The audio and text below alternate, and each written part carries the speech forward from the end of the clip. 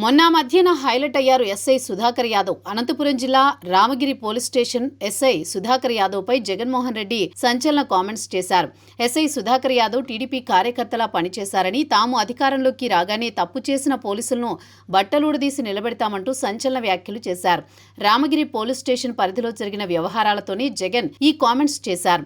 ఈ నేపథ్యంలో ఎస్ఐ సుధాకర్ యాదవ్ జగన్మోహన్ రెడ్డికి కౌంటర్ ఇచ్చారు.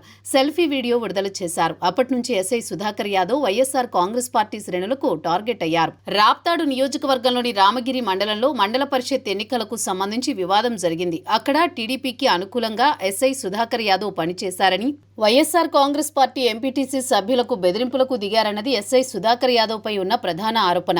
మరోవైపు లింగమయ్య అనే వైఎస్ఆర్ కాంగ్రెస్ కార్యకర్త హత్య కేసులో సైతం వివక్ష చూపారని ఎస్ఐ సుధాకర్ యాదవ్ పై జగన్మోహన్ రెడ్డి ఆగ్రహం వ్యక్తం చేశారు.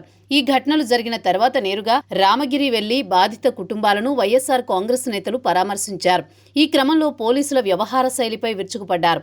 ముఖ్యంగా ఎస్ఐ సుధాకర్ యాదవ్ ను టార్గెట్ చేసుకున్నారు. అయితే జగన్మోహన్ రెడ్డి పోలీసులను బట్టలు ఊడదీస్తానంటూ చేసిన వ్యాఖ్యలు వివాదంగా మారాయి. పోలీసు అధికారుల సంఘం సైతం దీనిపై స్పందించింది.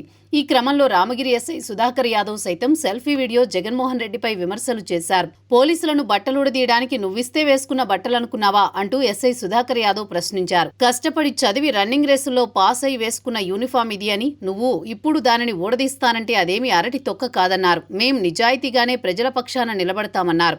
నిజాయితీగానే చేస్తాం, అడ్డదారులు తొక్కం, జాగ్రత్తగా మాట్లాడు అంటూ హెచ్చరించారు. అయితే అప్పటి నుంచి రామగిరి ఎస్ఐ సుధాకర్ యాదవ్కు వైసీపీ సానుభూతి పరుల నుంచి బెదిరింపులు ఎక్కువయ్యాయి. హిందూపురం మాజీ ఎంపీ గోరంట్ల మాధవ్ దీనిపై స్పందించారు. సుధాకర్ యాదవ్ అవినీతిపరుడని, ఆయన వ్యాఖ్యలకు పోలీస్ యూనిఫామ్ సిగ్గుపడుతోందంటూ వ్యాఖ్యానించారు. మరోవైపు వైసీపీ సోషల్ మీడియాతో పాటు ఆ పార్టీ శ్రేణులు రామగిరి ఎస్ఐ తీరుపై విరుచుకుపడుతున్నారు. ఆయనతో పాటు కుటుంబాన్ని చంపేస్తామని హెచ్చరికలు, బెదిరింపు కాల్స్ కూడా వస్తున్నట్టు తెలుస్తోంది. దీంతో సుధాకర్ యాదవ్ కుటుంబ సభ్యుల్లో ఆందోళన మొదలైంది. బెదిరింపు కాల్స్పై సుధాకర్ యాదవ్ సైబర్ క్రైమ్ పోలీసులకు ఫిర్యాదు చేశారు. దీనిపై పోలీసులు కేసు నమోదు చేసినట్లు కూడా తెలుస్తోంది.